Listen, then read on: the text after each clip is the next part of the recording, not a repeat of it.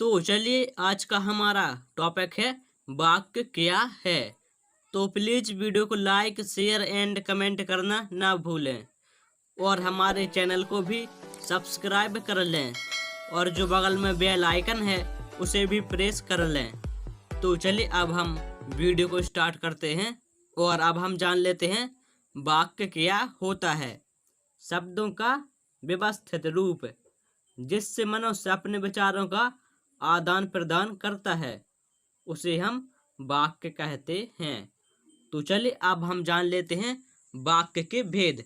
तो वाक्य के निम्न दो भेद होते हैं, एक तो रचना के आधार पर और अर्थ के आधार पर।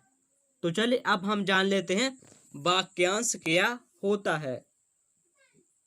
शब्दों के ऐसे समूह को जिसका अर्थ तो निकलता है किंतु पूरा पूरा अर्थ नहीं निकलता वाक्यांश कहते हैं। जैसे दरवाजे पर, कोने में, वृक्ष के नीचे। तो यहाँ पर दरवाजे पर, तो दरवाजे पर क्या, तो इसका पूरा पूरा अर्थ नहीं निकल रहा है, तब हम इसे वाक्यांश कहेंगे। और जैसे कोने में, तो कोने में क्या, तो इसका भी पूरा पूरा अर्थ नहीं निकल रहा है, तब हम इसे वाक्यांश कहेंगे। और वृक्ष के नीचे, तो वृक्ष के नीचे क्या, तो इसका भी पूरा पूरा अर्थ नहीं निकल रहा है, तब हम इसे वाक्यांश कहेंगे। तो चलिए अब हम आगे बढ़ते हैं और अब हम जान लेते हैं रचना के आधार पर वाक्य कितने प्रकार के होते हैं।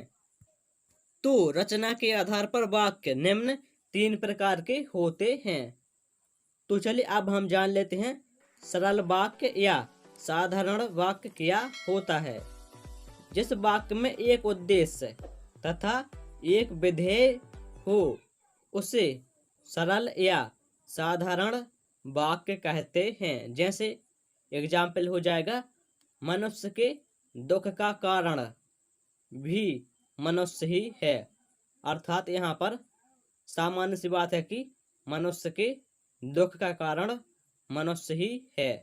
तो चलिए अब हम आगे बढ़ते हैं। तो चलिए अब हम जान लेते हैं संयुक्त वाक्य क्या होता है।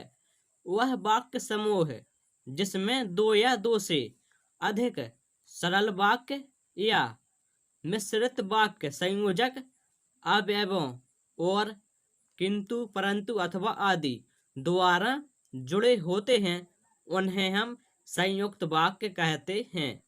जैसे उदाहरण देख लेते हैं, भारत के नर्तक रूस पहुंचे। यहाँ पर नर्तक का मतलब है जो नृत्य करते हैं। तो यहाँ पर भारत के नर्तक रूस पहुंचे, तो ये एक सरल वाक्य हो गया और तो यह अवयव हो गया। वहां उन्होंने रूस वासियों का दिल जीत लिया, तो यह एक सरल वाक्य हो गया। तो इसमें 2 सरल वाक्य हैं और एक है मिश्रित वाक्य का संयोजक, और तब हम कह सकते हैं कि यहाँ पर संयुक्त वाक्य होगा। तो चलिए अब हम आगे बढ़ते हैं और अब हम जान लेते हैं मिश्र वाक्य क्या होता है।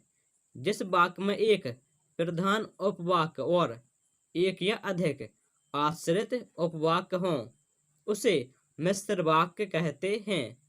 जैसे उदाहरण देख लेते हैं, साध्य विषय वह है जो प्रयत्न द्वारा दूर किया जा सके। तो यहाँ पर प्रधान उपवाक्य हो जाएगा साध्य विषय और यहाँ पर आश्रित उपवाक्य हो जाएगा जो प्रयत्न द्वारा दूर किया जा सके।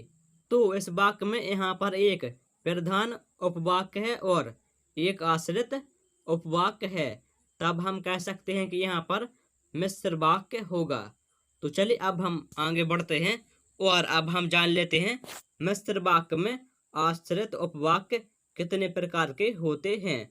तो मिश्र वाक्य में आश्रित उपवाक्य निम्न 3 प्रकार के होते हैं। तो पहला प्रकार है संज्ञा उपवाक्य। जिस आश्रित उपवाक्य का प्रयोग प्रधान उपवाक्य की क्रिया के कर्म या पूरक के रूप में प्रयुक्त होता है उसे संज्ञा उपवाक्य कहते हैं। जैसे सब जानते हैं कि प्रेमचंद गांधीवाद से प्रभावित हैं, तो यहाँ पर प्रेमचंद का कर्म या फिर प्रेमचंद पूरक हैं कि वह गांधीवाद से प्रभावित हैं, तो यहाँ पर संज्ञा उपवाक्य होगा। तो चलिए अब हम आगे बढ़ते हैं और अब हम जान लेते हैं विशेषण उपवाक्य क्या होता है। जो आश्रित उपवाक्य अपने प्रधान वाक्य की किसी संज्ञा या सर्वनाम की विशेषता बताता है उसे विशेषण उपवाक्य कहते हैं। जैसे यह वह स्थान है जहाँ मेरा बचपन बीता, तो यहाँ पर प्रधान वाक्य की सर्वनाम की विशेषता बताई जा रही है, तब यहाँ पर हम कह सकते हैं कि विशेषण उपवाक्य होगा। तो चलिए अब हम आगे बढ़ते हैं और अब हम जान लेते हैं क्रिया विशेषण उपवाक्य क्या होता है। जो आश्रित उपवाक्य प्रधान उपवाक्य की क्रिया का विशेषण बनकर आता है वह क्रिया विशेषण उपवाक्य कहलाता है। जैसे मैं वहां पहुंचा जहां पीपल का पेड़ खड़ा है, तो यहाँ पर आश्रित उपवाक्य प्रधान उपवाक्य की क्रिया का विशेषण बनकर आ रहा है, तब यहाँ पर क्रिया विशेषण उपवाक्य होगा। Thank you.